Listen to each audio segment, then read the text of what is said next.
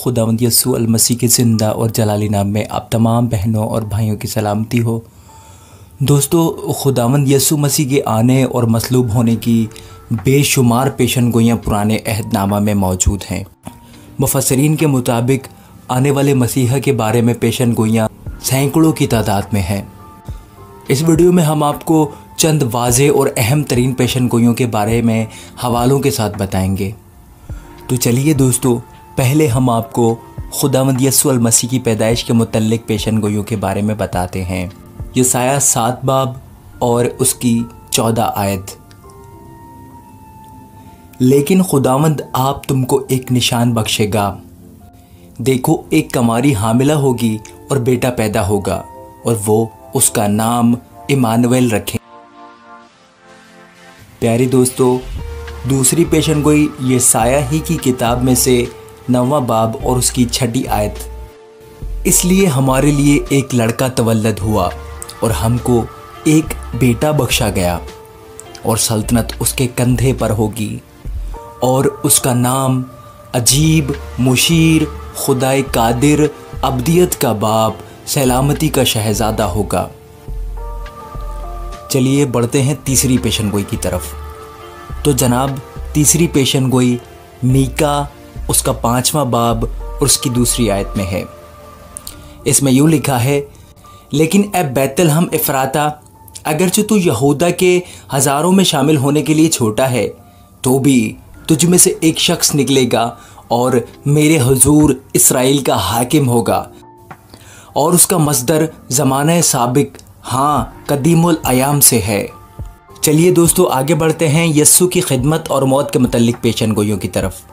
चौथी पेशन गोई ज़करिया 9 बाब और 9वीं आयत में है।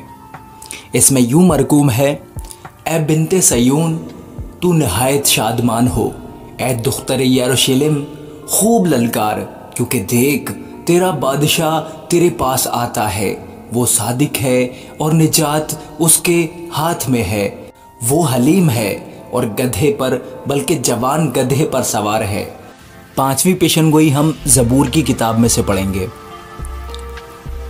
ज़बूर 22 उसकी 16 से 18 आयत। इसके अंदर लिखा है, क्योंकि कुत्तों ने मुझे घेर लिया है, बदकारों के गिरोह मुझे घेरे हुए हैं। वो मेरे हाथ और पाँव छीदते हैं, मैं अपनी सब हड्डियां गिन सकता हूँ। वो मुझे ताकते और घूरते हैं। वो मेरे कपड़े आपस में बांटते हैं और मेरी पोशाक पर कुरा डालते हैं। 6ठी पेशन गोई हम पढ़ेंगे यसाया 53 बाब में से, और ये पूरे का पूरा चैप्टर खुदावंद यस्सु के बारे में नहायत वाज़ेह पेशन गोई करता है। ख़ास तौर पर यसाया 53 बाब 3 से 7 आयत में तो गलत फहमी का कोई इम्कान ही नहीं।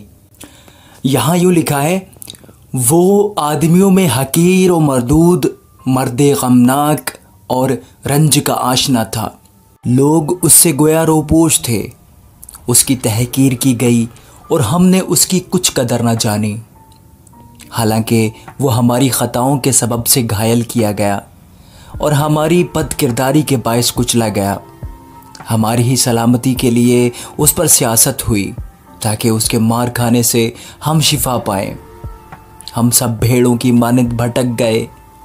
हम में से हर एक अपनी राह को फिरा, पर खुदावंद ने हम सब की बद किरदारी उस पर ला दी। वो सताया गया तो भी उसने बर्दाश्त की और मुंह ना खोला। जिस तरह बर्रा जिसे ज़िबा करने को ले जाते हैं और जिस तरह भेड़ अपने बाल कुतरने वालों के सामने बेजुबान है, उसी तरह वो खामोश रहा। 7वीं पेशन गोई दानियल की किताब के 9 बाब में दर्ज 70 हफ्तों की नबूवत बिल्कुल ठीक तौर पर उस तारीख के बारे में पेशन गोई करती है जिस तारीख को यस्सु को मसलूब करके मार दिया गया। ये पेशन गोई यस्सु मसीह यानी ममसूह मसीहा के कत्ल किए जाने का जिक्र करती है। 8वीं पेशन गोई यसाया 50 बाब और 6ठी आयत में है। यसाया 50 बाब और 6ठी आयत दुरुस्तगी से बयान करती है कि खुदावंद यस्सु मसीह को कैसी अजियत का सामना करना पड़ा था। ज़करिया 12 बाब और उसकी 10वीं आयत मसीहा के छीदे जाने की नबूवत करती है। ये नबूवत उस वक्त पूरी हुई जब एक रोमी सिपाही ने यीशु की सलीब पर मौत के बाद उसकी पसली में नेज़ा मारा था ताकि उसके मरने की तस्दीक कर सके। पुराने अहदनामा में ऐसी पेशन गोइयों के अलावा और सैकड़ों पेशन गोइयाँ मौजूद हैं, मगर फ़िलहाल इतनी ही काफ़ी होंगी। बेशक पुराना अहदनामा मसीह यीशु की आमद की पेशन गोई करता है। खुदा हम सबको अपने हुक्मों पर चलने की तौफीक अता फरमाए, आमीन। तो मेरे प्यारे भाइयों और बहनों, ये थी आज की वीडियो। अगर आपको वीडियो पसंद आई है तो प्लीज़ प्लीज़ प्लीज़ इस वीडियो को लाइक और शेयर लाजमी करें। God bless you all.